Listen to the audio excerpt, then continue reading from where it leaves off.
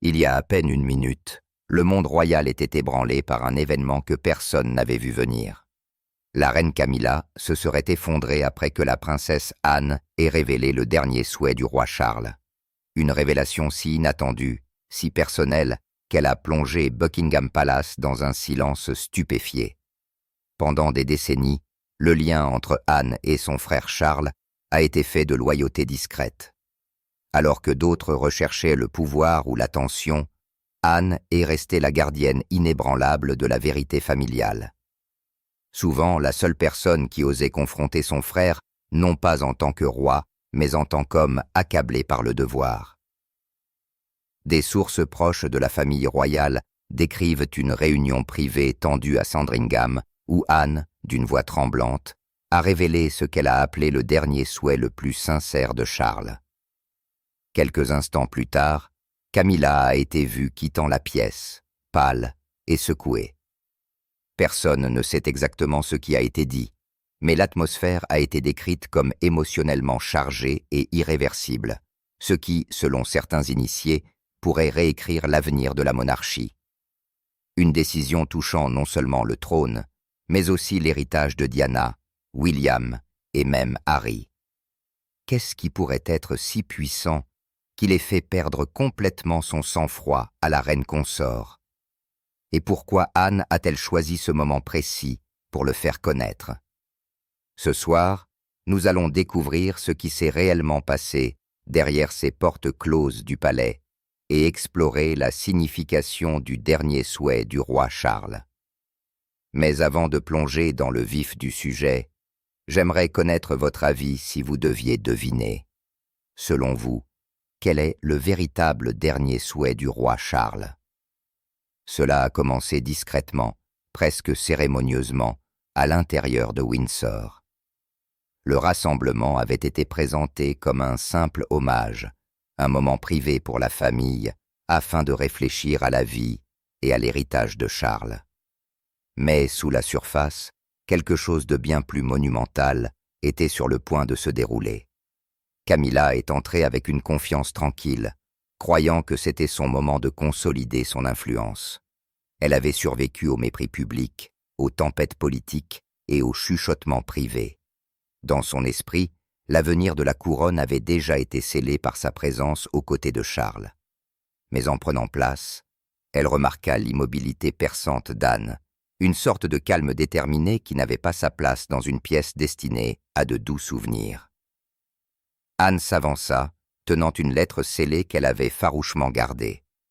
Elle avait été écrite par Charles pendant ces derniers jours, un message personnel destiné non pas au public, mais à la famille.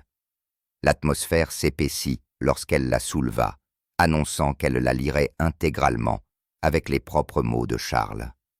Camilla se déplaça inconfortablement. Elle s'attendait à de doux hommages, pas à des déclarations. Au moment où Anne brisa le sceau, toute conversation cessa. Les premières lignes reprenaient le ton réflexif de Charles, ses pensées sur l'héritage, l'unité et l'avenir de la monarchie. Mais au fur et à mesure que la voix d'Anne s'épaississait, quelque chose changea. La lettre n'était pas une pièce cérémoniale, c'était une directive finale, et son contenu allait décider de la direction de la couronne après sa mort. Camilla tenta d'intervenir, levant légèrement la main, sa voix tendue mais contrôlée, suggérant que de telles questions devraient être discutées en privé. Anne l'ignora complètement. Sa loyauté envers Charles était inébranlable, et elle continua, sa voix stable malgré la tension croissante, tandis que les dernières lignes résonnaient dans la salle. La posture confiante de Camilla se désintégra.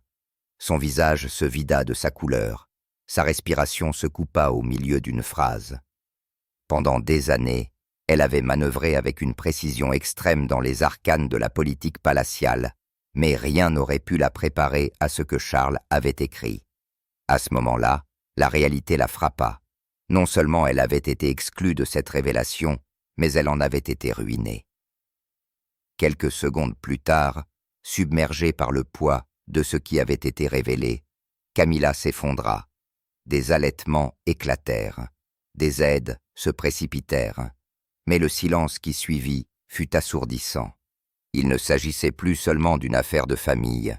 C'était le début d'une tempête qui allait changer la famille royale à jamais. Mais qu'y avait-il exactement dans cette lettre qui a brisé l'armure royale de Camilla et envoyé des ondes de choc à travers la monarchie? Pour comprendre, nous devons revenir aux derniers mois fragiles du règne du roi Charles. Derrière les portes du palais, le roi Charles a vécu ces derniers mois dans un état que peu pouvaient imaginer, tiraillé entre le devoir, la loyauté et un sentiment croissant d'affaires inachevées. Alors que le public voyait des apparitions soigneusement orchestrées, à l'intérieur de ses appartements privés, il rédigeait quelque chose de beaucoup plus personnel. Une décision qui allait décider de l'avenir de la monarchie et déterminer qui le soutiendrait réellement lorsque le monde ne regardait pas. Pendant des décennies, Charles a porté l'immense poids de son rôle avec un calme mesuré. Mais à mesure que sa santé déclinait discrètement, l'urgence de traiter ce qu'il avait longtemps laissé, non dit, a commencé à s'intensifier. La grandeur des cérémonies royales ne pouvait plus masquer la réalité que le temps le rattrapait, et l'avenir de la monarchie dépendait de choix que lui seul pouvait faire. Il ne s'agissait plus de politique ou de protocole. Il s'agissait de vérité, d'héritage, et des personnes en qui il avait le plus confiance pour protéger ce qui lui était cher. C'est au cours de ces derniers mois que le lien entre Charles et Anne s'est approfondi d'une manière dont peu ont été témoins auparavant. Ils partageaient des conversations privées tard dans la nuit, loin des conseillers et des formalités. Anne, connue pour son honnêteté brutale et sa loyauté inébranlable, est devenue sa confidente. Charles lui a confié ses peurs les plus profondes, non pas de la mortalité, mais de l'avenir qu'il laisserait derrière lui. Il ne s'inquiétait pas du trône lui-même, mais de qui façonnerait la monarchie une fois qu'il serait parti. Pour la première fois, il a admis ses doutes discrets quant à la loyauté de certaines personnalités les plus proches de lui. Le nom de Camilla, autrefois symbole de résilience dans sa vie, apparaissait désormais dans ses réflexions avec un poids qu'il ne pouvait plus ignorer. Il a commencé à se demander si sa vision de la couronne correspondait vraiment à l'esprit qu'il voulait préserver. Il ne s'agissait pas d'accusations proférées en public. Ce sont des confessions chuchotées uniquement à Anne. Elle écoutait attentivement, consciente que ces moments n'étaient pas de simples effusions émotionnelles. C'étaient les germes d'une décision qui pourrait tout changer. C'est alors que Charles a commencé à travailler sur quelque chose de distinct du flux incessant de paperasse royale, loin des briefings d'État.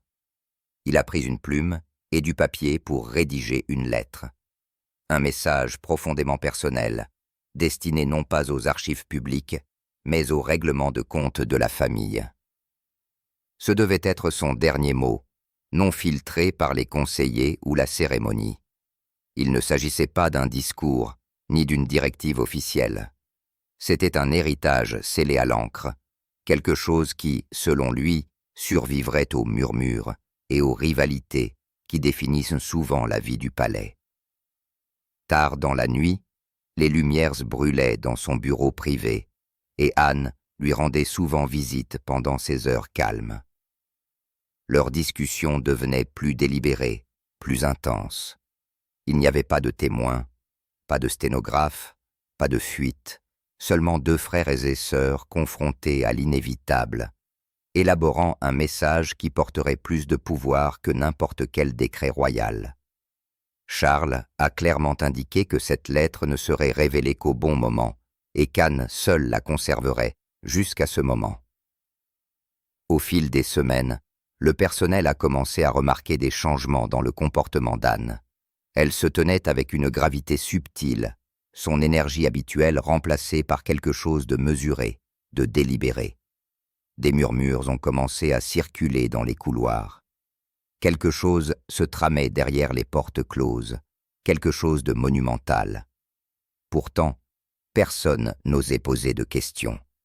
Alors que l'horloge se rapprochait de ses derniers jours, les réflexions silencieuses de Charles se sont transformées en un souhait écrit. Un message qu'il n'a confié qu'à Anne pour qu'elle le transmette le moment venu.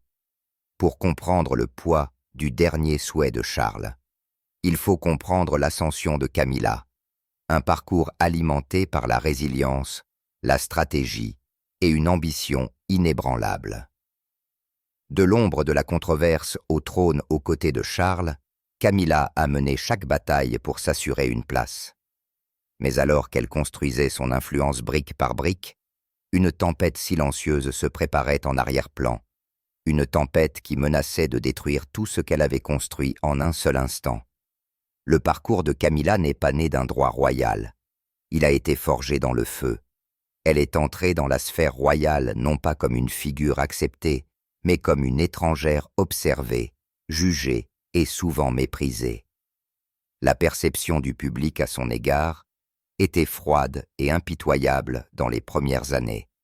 Mais derrière cet examen minutieux se cachait une femme qui comprenait l'art de la patience et du calcul. Lentement, elle a appris à naviguer dans le labyrinthe de la politique palatiale, s'intégrant au tissu même de la vie royale. Chaque interaction, chaque mot choisi avec soin, chaque apparition était un geste stratégique sur un long chemin calculé vers la légitimité. Elle a commencé à nouer des alliances non seulement parmi les courtisans, mais aussi au sein de cercles politiques et sociaux influents. Son charme était subtil mais délibéré. Elle savait exactement qui rallier à sa cause et quand.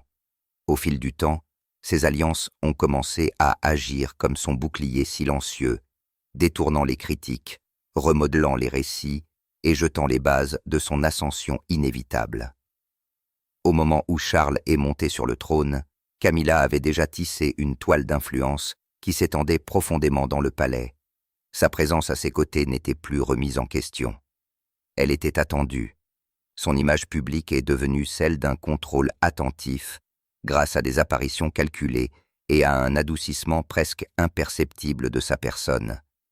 Elle a fait passer le sentiment du public du scepticisme à une acceptation silencieuse. Le message était clair. Sa place aux côtés de Charles n'était pas sujette à débat. Et au fil du temps, elle a commencé à se considérer non plus simplement comme sa partenaire, mais comme la détentrice naturelle du pouvoir après son décès. Dans son esprit, elle l'avait mérité par l'indifférence et la stratégie. Cette conviction n'était pas seulement une fierté personnelle, c'était une conviction qu'elle partageait en privé avec ses plus proches aides. Des initiés clés du palais révéleront plus tard que la confiance de Camilla dans le maintien de sa domination sur William et Catherine était absolue. Elle considérait la popularité croissante de William comme un défi, certes, mais pas insurmontable. Elle considérait la grâce et l'adoration du public envers Catherine comme quelque chose à gérer, pas quelque chose qui pourrait la détrôner de son autorité. Derrière les portes closes, elle se comportait comme si l'avenir lui appartenait, à Camilla. La transition après le décès de Charles n'était pas une question, c'était une certitude. Mais alors que Camilla consolidait son pouvoir, quelque chose a commencé à changer discrètement, presque imperceptiblement, chez Charles lui-même. Ses réflexions au cours de ces derniers mois n'étaient pas conformes à la vision que Camilla portait avec tant de confiance. La présence inébranlable d'Anne, l'influence croissante de William et Catherine, et ses propres doutes privés, façonnaient un héritage très différent de celui que Camilla avait imaginé. Alors que Camilla planifiait son règne incontesté, Charles et Anne rédigeaient un héritage qui la laisserait impuissante d'une manière qu'elle n'avait jamais imaginée. Cachée à l'intérieur du bureau personnel de Charles, se trouvait une seule lettre manuscrite, scellée de son sceau, et confiée à une seule personne. Et ceux qui en apercevaient des bribes chuchotaient qu'elle contenait les pensées les plus profondes du roi. Mais personne en dehors de ce cercle restreint n'en connaissait le contenu jusqu'au jour où elle a finalement été lue à haute voix. Et à ce moment-là, des décennies de hiérarchie royale ont été réécrites. Cette lettre ne ressemblait à rien de ce qui avait jamais été produit par la machinerie du palais. Elle n'avait pas été rédigée par des conseillers juridiques ou polie par des courtisans. C'était l'écriture même de Charles, soigneusement ancrée, émotionnellement brute et désespérément délibérée.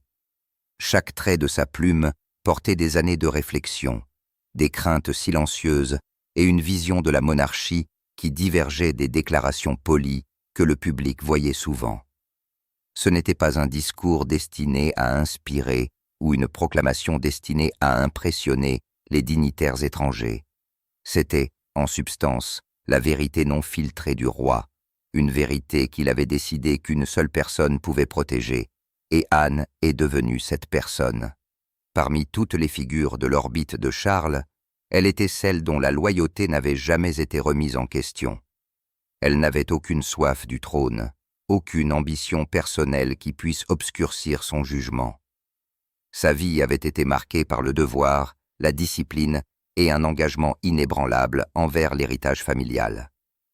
Charles savait qu'une fois qu'il serait parti, la politique du palais deviendrait impitoyable. Des jeux de pouvoir émergeraient, les allégeances changeraient, et au milieu de cette tempête, il avait besoin de quelqu'un qui ne plierait pas. Anne était sa réponse. Dans un moment de calme entre frères et sœurs, loin des couloirs remplis de domestiques et de conseillers, il lui a remis l'enveloppe scellée. Pas de grands discours, pas de déclaration théâtrale, juste quelques mots solennels dans un regard qui disait tout. Il lui a dit que ce n'était pas pour le public, pas pour les avocats de la couronne, et pas pour Camilla, William, ou qui que ce soit d'autre d'y fourrer son nez. C'était pour ses seuls yeux jusqu'au moment où il deviendrait inévitable de la révéler. Le langage à l'intérieur de la lettre était différent de la correspondance royale officielle. Il était profondément personnel, mais parsemé de directives royales contraignantes. Charles a écrit sur ses déceptions, ses espoirs pour la monarchie, et les personnes qu'il croyait les plus aptes à la faire avancer. C'était à la fois une confession et un commandement. Chaque phrase était construite vers une révélation finale qui allait redéfinir l'avenir. Il ne s'est pas appuyé sur des édits royaux. Il s'est appuyé sur ces mots pour percer le bruit. Inévitablement, des murmures ont commencé à circuler dans le palais. Quelques conseillers de confiance qui ont eu vent de son existence ont parlé à voix basse d'une décision qui allait tout changer. Leurs spéculations variaient considérablement. Certains pensaient qu'elle concernait la succession. D'autres pensaient qu'elle contenait des révélations sur des affaires familiales gardées depuis longtemps. Mais personne ne connaissait la vérité. Et surtout, Camilla est restée inconsciente de tout cela. Elle supposait que tout ce qui était important passerait par les canaux officiels où son influence était la plus forte. Elle n'avait aucune raison de soupçonner qu'une simple lettre cachée pouvait miner les fondations qu'elle avait soigneusement construites. Au fil des jours, et que la santé de Charles continuait à décliner, la lettre est devenue la pièce maîtresse tacite d'un règlement de comptes à venir. C'était comme si le palais lui-même retenait son souffle, sentant une tempête que personne ne pouvait nommer entièrement. Anne, portant ce fardeau seule, a commencé à voir le paysage changeant autour d'elle avec des yeux plus aiguisés. Elle savait que le moment de la révélation viendrait, et quand il viendrait, la monarchie ne serait plus jamais la même. Mais avant qu'Anne ne puisse révéler cette bombe, la politique du palais a commencé à s'intensifier, la forçant à choisir le moment parfait pour dévoiler la dernière volonté du cœur de Charles. Pour la princesse Anne, le poids de la confiance de Charles était à la fois un honneur et un fardeau. Alors que la famille royale se fracturait en factions silencieuses, elle portait une lettre qui pouvait soit les unir, soit les détruire. Chaque jour, elle regardait la dynamique changer. Camilla affirmant son contrôle, William se préparant au leadership et Catherine observant tranquillement. Mais Anne savait une chose. Le moment venu, elle ne pourrait pas hésiter. Dans les jours qui ont suivi le décès de Charles, Anne s'est retrouvée à marcher sur une ligne délicate entre la loyauté et l'inévitabilité. Elle tenait entre ses mains un message qui pouvait redéfinir la monarchie. Mais le timing était essentiel. La révéler trop tôt, et le chaos consumerait le palais avant que quiconque ne comprenne son poids. Attendre trop longtemps, et l'emprise de Camilla sur l'autorité royale rendrait impossible d'agir. La lettre était plus que de l'encre et du papier. C'était une bombe à retardement, et seule Anne pouvait l'entendre. Derrière les portes closes, Camilla a commencé à s'affirmer de manière subtile mais indéniable. Elle a pris une main plus ferme dans la prise de décision, convoquant des conseillers et donnant des instructions discrètes qui contournaient les canaux traditionnels. Il était clair qu'elle avait l'intention de consolider rapidement sa position en utilisant le vide laissé par Charles pour façonner l'avenir à son image. Anne a remarqué la confiance croissante dans le ton de Camilla, la façon dont les conversations glissaient vers des expressions comme « quand je déciderai » et « ma vision ». C'était un aperçu de l'avenir que Charles avait craint, se déroulant en temps réel. William, pendant ce temps, n'était pas aveugle à ces changements. Son instinct lui disait que quelque chose était retenu. Un soir, loin des regards du public, il a approché Anne en privé. Il n'a pas exigé de réponse. Il lui a simplement demandé avec une sincérité tranquille s'il y avait quelque chose que son père avait laissé derrière lui, qu'il devait savoir. Anne n'a pas révélé le contenu de la lettre alors, mais le moment a marqué un tournant. L'inquiétude de William reflétait la sienne, et dans ses yeux, elle a vu à la fois le poids du destin et la vulnérabilité d'un fils essayant de protéger l'héritage de son père.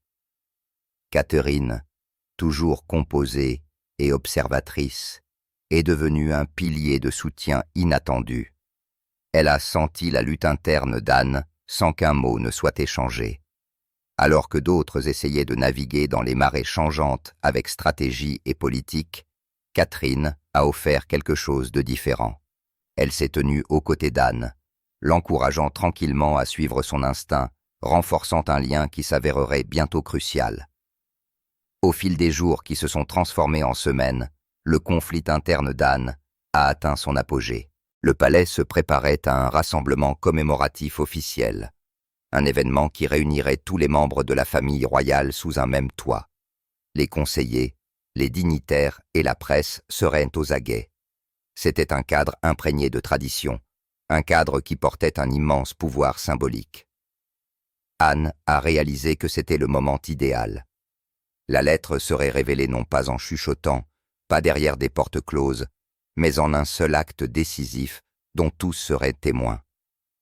Elle a passé la nuit précédente dans une contemplation tranquille, rejouant ses conversations avec Charles.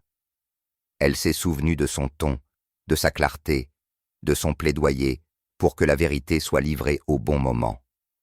Elle savait que les retombées seraient féroces. Camilla n'accepterait pas facilement le contenu.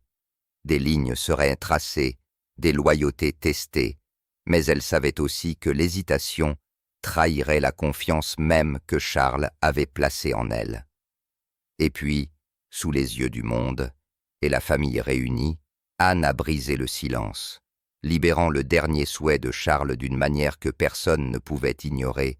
L'air à l'intérieur du palais était chargé d'anticipation. Alors qu'Anne dépliait la lettre, tous les yeux se sont fixés sur elle. Sa voix n'a pas tremblé, elle a frappé comme un marteau.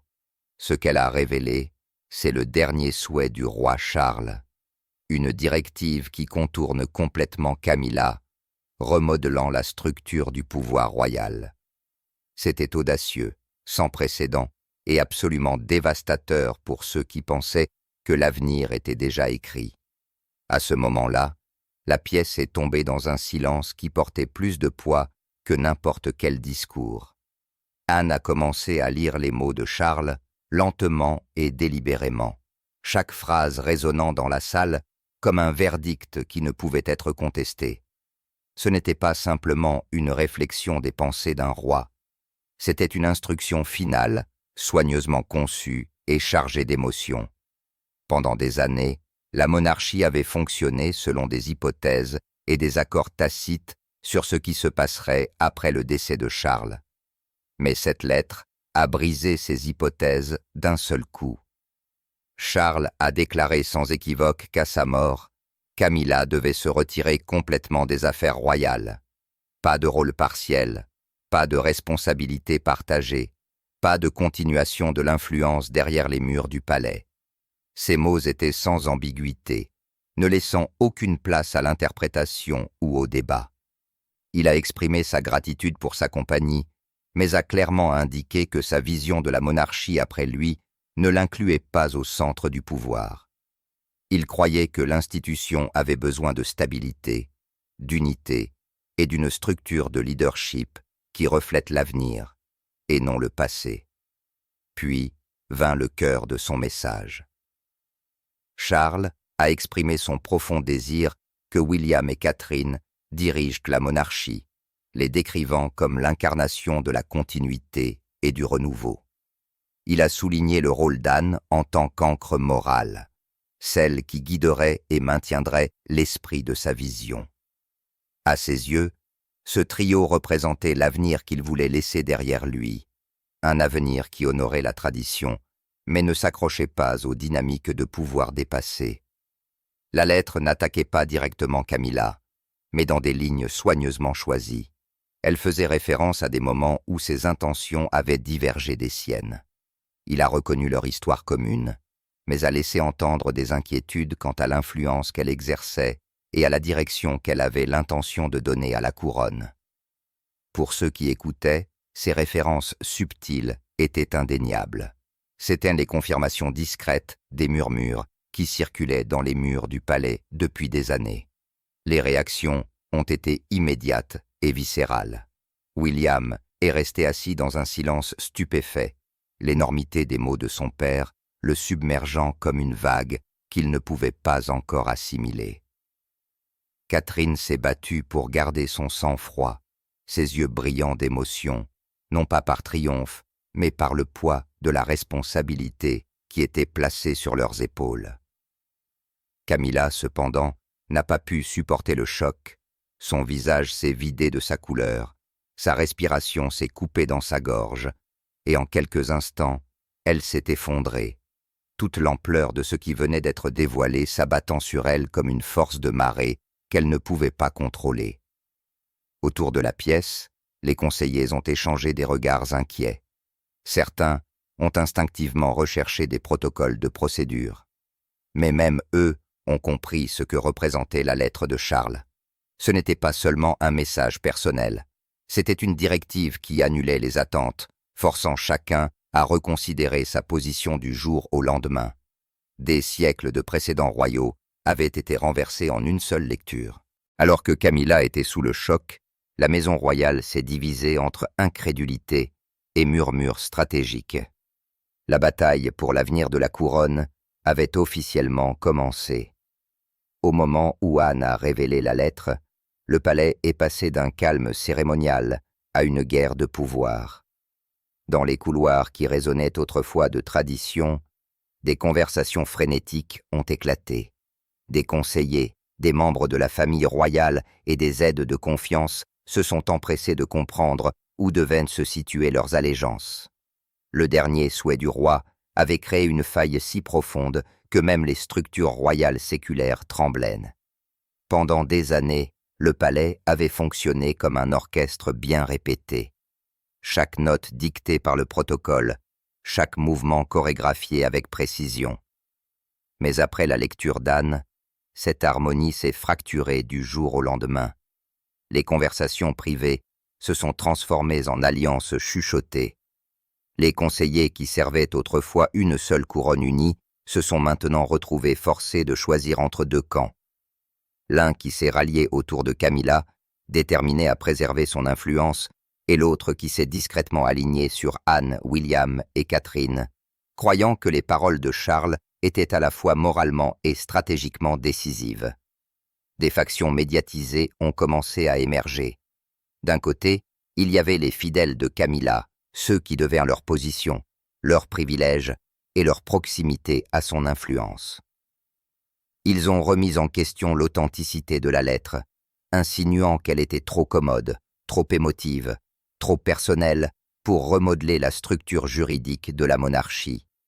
Ils ont commencé à chuchoter sur les failles de la surveillance cérémoniale, cherchant des moyens de miner son pouvoir. De l'autre côté, il y avait les alliés d'Anne, qui considéraient la lettre comme sacrée. Ils la considéraient non pas comme une suggestion, mais comme le dernier commandement de Charles, un commandement qui portait non seulement un poids personnel, mais aussi une autorité symbolique qui ne pouvait être ignorée. Derrière les portes closes, les conseillers ont rédigé des plans d'urgence qui ressemblaient plus à des stratégies de guerre qu'à des protocoles royaux. Certains se sont concentrés sur la façon de mettre en œuvre les souhaits de Charles de manière transparente afin d'éviter un scandale public. D'autres ont exploré des moyens de retarder la transition, donnant à Camilla le temps de reconstruire son influence. Même des experts juridiques et cérémoniels ont été convoqués pour interpréter le caractère contraignant de la lettre. Le souhait personnel d'un roi pouvait-il annuler des siècles de tradition? Les directives émotionnelles pouvaient-elles être traitées comme des ordres institutionnels? Les équipes juridiques du palais ont débattu jusque tard dans la nuit, sachant que leur interprétation façonnerait l'avenir de la couronne elle-même. William s'est retrouvé propulsé dans un rôle de leadership plus rapidement qu'il ne l'avait jamais prévu. L'époque de la préparation prudente et de l'exposition contrôlée était révolue. Il était maintenant au centre d'une tempête qu'il n'avait pas créée, mais à laquelle il ne pouvait échapper. Les mots de son père l'avaient positionné comme le chef légitime, et les initiés du palais ont commencé à se tourner vers lui pour obtenir des directives. Chaque décision, chaque regard, chaque mot qu'il prononçait portait un nouveau poids. Catherine s'est tenue à ses côtés sans faiblir, son influence discrète grandissant à mesure que le public, apprenant les souhaits de Charles par le biais de fuites subtiles, commençait à se rallier à la vision de William et Catherine comme l'avenir de la monarchie. Sa grâce, son empathie et sa constance contrastaient fortement avec l'incertitude qui régnait dans le camp de Camilla, ce qui a encore fait basculer la marée de la loyauté. Pendant ce temps, les alliés de Camilla ont travaillé frénétiquement dans les coulisses pour ralentir cet élan. Ils ont remis en question la façon dont Anne avait géré la lettre, insinuant que son contenu avait peut-être été déformé. Mais Anne avait anticipé cette résistance. Sa préparation était méticuleuse.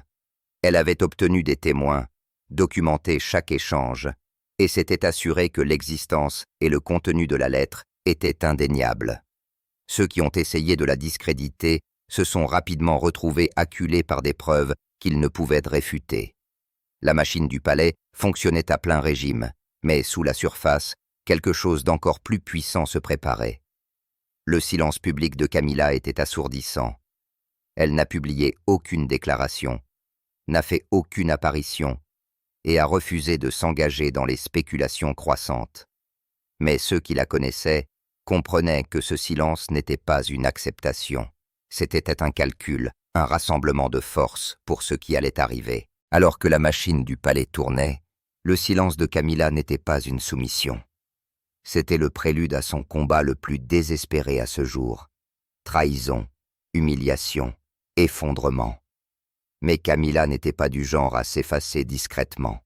Dans les jours qui ont suivi la révélation de la lettre, elle a rallié ses alliés restants, déterminée à réécrire le dernier souhait du roi. Ce qui a suivi a été l'une des luttes de pouvoir les plus intenses de l'histoire royale moderne. Une confrontation en coulisses entre une reine qui refusait d'être effacée et une princesse qui refusait de trahir les derniers mots de son frère mourant. Immédiatement après la lettre, le monde de Camilla s'est rétréci. Le récit public a commencé à se tourner vers William et Catherine. Alors que les actions d'Anne gagnaient un respect généralisé, mais à l'intérieur des murs du palais, Camilla ne pleurait pas en silence, elle élaborait une stratégie. Elle a convoqué ses plus proches confidents, les derniers vestiges de son cercle intime, et a exposé son plan pour contester l'autorité de la lettre. Dans son esprit, ce n'était pas la fin. Elle s'était frayé un chemin jusqu'au sommet auparavant. Elle croyait qu'elle pouvait le faire à nouveau. Son premier geste a été défectueux. Elle a cherché une confrontation privée avec Anne. Ce n'était pas un échange diplomatique, c'était une collision entre deux forces, liées par leur loyauté envers Charles, mais divisées par leur interprétation de son héritage. Camilla a exigé qu'Anne retire ou réinterprète la lettre, arguant que son langage pouvait être lu différemment, que peut-être les intentions de Charles n'étaient pas aussi absolues qu'elles le paraissaient. Elle a insisté sur le fait que la lettre était personnelle, pas constitutionnelle, et qu'Anne, en tant que seule messagère, avait abusé de sa position. Mais Anne, inébranlable et calme, a refusé de céder. Elle a rappelé à Camilla que la lettre était la voix de Charles, pas la sienne, et que la trahir reviendrait à le trahir lui. C'était une confrontation remplie d'histoires tacites. Deux femmes qui s'étaient tenues de part et d'autre de la vie de Charles, se faisant maintenant face au sujet de son héritage. Camilla ne s'est pas arrêtée là. Elle s'est tournée vers les conseillers du palais, exerçant une pression discrète mais forte pour discréditer l'authenticité de la lettre. Elle a insisté pour des examens de procédure, des réinterprétations juridiques, tout ce qui pouvait affaiblir son impact. Mais à ce moment-là, la prévoyance d'Anne avait rendu sa position presque inattaquable. Les témoins, la documentation et le calendrier avaient tous été méticuleusement agencés. Les tentatives de Camilla n'ont trouvé aucun terrain fertile. Elles ont été accueillies par une résistance prudente et froide, puis est venu le moment qui a complètement changé l'équilibre. William est intervenu, n'étant plus l'air qui attend dans les coulisses. Il s'est affirmé comme le direct exécutif de l'autorité de son père. Il a publiquement et en privé soutenu les actions d'Anne, signalant à tous ceux du palais qu'il n'y avait pas de division entre eux. Ses mots étaient clairs, sa position inébranlable. Le dernier souhait de son père n'était pas négociable. Cette intervention a frappé au cœur de la stratégie de Camilla. Ses espoirs de rallier le pouvoir du palais contre Anne ont vacillé alors que la présence de William a galvanisé la faction opposée. Pendant ce temps, Catherine est apparue comme une force discrète mais décisive. Elle n'a pas confronté Camilla de front. Au lieu de cela, elle a utilisé le sentiment public pour renforcer leur position. Grâce à des apparitions soigneusement gérées et à une messagerie subtile, elle s'est assurée que le public considérait la lettre de Charles comme un acte noble. Une dernière tentative pour assurer la stabilité et l'honneur. Sa constance morale contrastait fortement avec les manœuvres de plus en plus désespérées de Camilla. Chaque effort que Camilla faisait pour reprendre du terrain ne faisait que mettre en évidence le fossé grandissant entre ses ambitions et la réalité qui l'entourait. Anne est restée résolue. Chaque plaidoyer privé, chaque menace voilée, chaque tentative de persuasion a reçu la même réponse. Non, elle se tenait comme une gardienne de l'héritage de Charles, refusant de plier sous la pression d'une reine déterminée à réécrire l'histoire. Le cercle de Camilla a commencé à se fracturer. Un par un, ses alliés, sentant l'inévitable changement, se sont éloignés. La femme qui commandait autrefois des alliances chuchotées et une obéissance silencieuse s'est maintenant retrouvée seule, sa base de pouvoir se dissolvant sous ses pieds. Et puis, avec toutes les cartes sur la table, la monarchie s'est dirigée vers sa nouvelle ère, définie non pas par la vision de Camilla, mais par le dernier souhait inébranlable de Charles. Lorsque la poussière est retombée, la monarchie n'était plus la même. La lettre de Charles avait fait plus que choquer sa famille. Elle a réécrit l'avenir royal. L'effondrement de Camilla est devenu un symbole de la fin de la vieille garde, tandis que la fermeté d'Anne a inauguré une nouvelle ère façonnée par la loyauté et non par l'ambition. Et à travers le pays, les gens ont chuchoté une question. Était-ce le plus grand acte d'amour de Charles ou son dernier acte de défi? Dans les semaines qui ont suivi, la famille royale a commencé lentement et délibérément à s'aligner sur la directive de Charles. Ce qui avait initialement été accueilli avec incrédulité dans le remue-ménage politique s'est transformé en un changement silencieux mais indéniable. Les conseillers, Les membres de la famille royale et les personnalités cérémoniales ont reconnu que résister au dernier souhait du roi ne ferait pas que fracturer l'institution, mais aussi éroderait la confiance du public. Un par un, les déclarations et les apparitions ont subtilement commencé à refléter le nouvel ordre. Le palais, autrefois ébranlé par l'incertitude, s'est retrouvé à s'adapter à une réalité qui avait été scellée par la propre main de Charles. Camilla, qui exerçait autrefois une présence dominante au sein de la machine royale, s'est retirée des fonctions publiques d'une manière qui en disait long. Il n'y a eu aucune grande annonce, aucune manifestation publique de résistance, juste une disparition progressive des projecteurs. Les événements qu'elle aurait autrefois dirigés étaient maintenant présentés par d'autres. Son absence était aussi symbolique que stratégique, une reconnaissance silencieuse que la marée avait tournée irréversiblement. Ce n'était pas une chute marquée par le spectacle, mais par l'inévitabilité. Une reddition silencieuse à des forces plus grandes que ses alliances ne pouvait supporter. William et Catherine se sont avancés comme le nouveau visage de la monarchie. Leur présence, longtemps célébrée par le public, portait maintenant un poids officiel. Chaque engagement, chaque allocution, chaque déclaration soigneusement formulée, soulignant leur rôle d'incarnation de l'avenir que Charles avait envisagé. William, bien que propulsé à la direction plus tôt que prévu, a fait preuve d'une force mesurée qui a rassuré à la fois les initiés du palais et le public. La grâce et la clarté morale de Catherine ont fourni la base émotionnelle de cette nouvelle ère. Ensemble, ils représentaient non seulement un changement de direction, mais aussi un changement dans le centre émotionnel de la monarchie, une restauration de la confiance par la transparence, l'empathie et la modernité. Le sentiment du public, autrefois fracturé et méfiant, s'est résolument tourné en faveur de la décision. À travers le pays, les gens ont vu une justice poétique dans la façon dont les événements s'étaient déroulés. La vérité personnelle d'un roi a survécu aux murmures, à la résistance et à l'ambition. Pour beaucoup, il a semblé que la monarchie avait été ramenée du bord d'un avenir incertain. Les gros titres parlaient de renouveau. Les commentateurs ont décrit un tournant historique. Et le peuple a embrassé William et Catherine comme les héritiers légitimes du trône et du cœur de la nation. La monarchie est entrée dans un nouveau chapitre, de manière inattendue, imprévue, mais résolument façonnée par le dernier souhait du roi. C'était un avenir que personne n'avait pleinement anticipé.